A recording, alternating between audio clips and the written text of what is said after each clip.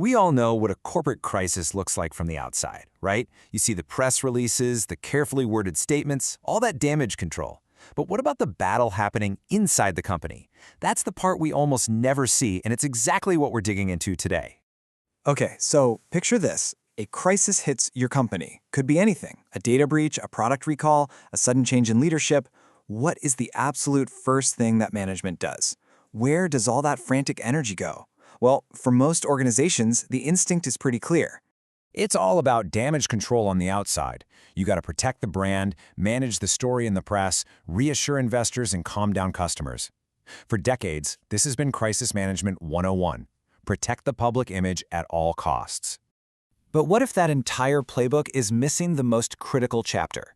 New research makes a pretty bold claim that your first and most important audience isn't out there at all. It's the people working right alongside you. It's your employees. This is where researchers Ida Suana Hamid, Bahhatiar Muhammad, and Adiba Ismael come in. They basically identified this massive blind spot in crisis management. They argue that while companies obsess over their external reputation, they've been seriously neglecting how crucial it is to communicate with their own teams. So, in their 2024 paper, they didn't just want to point out the problem. They wanted to offer a solution. Their goal was to create a practical framework, a new kind of guide for managers to really understand and get better at talking with their teams when everything's hitting the fan. To do this, they reviewed years of previous studies and pulled all the insights together to build this blueprint. It's a really clear cause and effect model that shows what you need to put in to get great internal communication and the powerful results that come out the other side. And here it is, the core of their research. Now, I know this framework might look a little complex at first, but think of it as a roadmap. On the left, you've got the inputs. These are the foundations a manager needs to build before a crisis ever strikes. On the right, you've got the outcomes, the fantastic results you get when you nail your internal communication. So let's start by breaking down those inputs. The framework kicks off with 3 foundational pillars.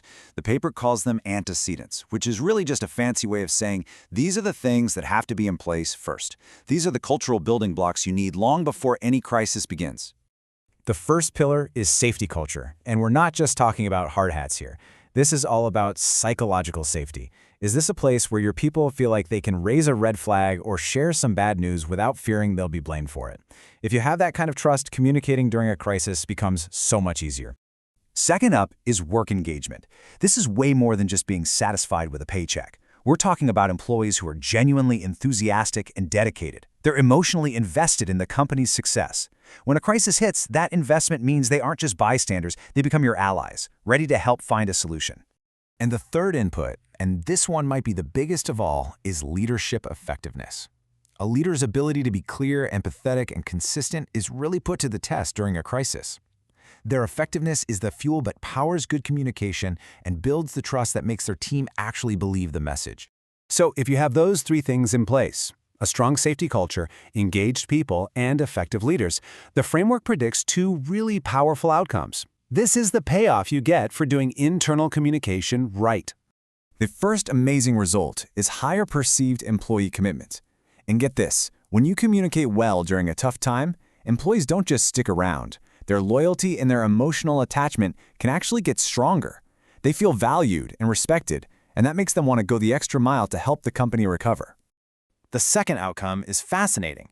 It's perceived organizational performance. This isn't about stock prices or sales numbers. It's about how employees themselves judge the company.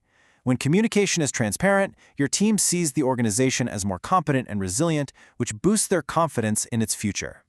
So let's just tie this all together. It's a clear cause and effect story. The research says that when managers proactively build those strong inputs, the safety culture, the engagement, the leadership, it directly leads to much better internal crisis communication. Then, that effective communication is what produces those incredible outcomes, stronger employee commitment, and a better perception of the company's performance. It's a really clear, logical flow. Now, this is way more than just some academic model. The real power of this whole framework is how it translates from a theory on paper into a practical tool that any manager can use. You can actually use those 3 inputs as a pre-crisis checklist. Ask yourself these questions right now, before a crisis hits. Do my employees really feel safe speaking up? Are they genuinely connected to our mission? Am I communicating with clarity and empathy? The work you put in here is your best defense for when you're under pressure. And that brings us right to the core takeaway. This quote from the study pretty much says it all. The way leaders communicate with transparency, empathy, and decisiveness doesn't just manage a crisis. It actively shapes how employees feel, what they believe, and how they react. It is absolutely the biggest lever a manager has. So the real question this research leaves us with is a personal one. If you look at those three pillars, safety, engagement, and leadership, how would your team, your organization, score on that checklist right now? The answer to that question could be the very thing that determines how you weather your next storm.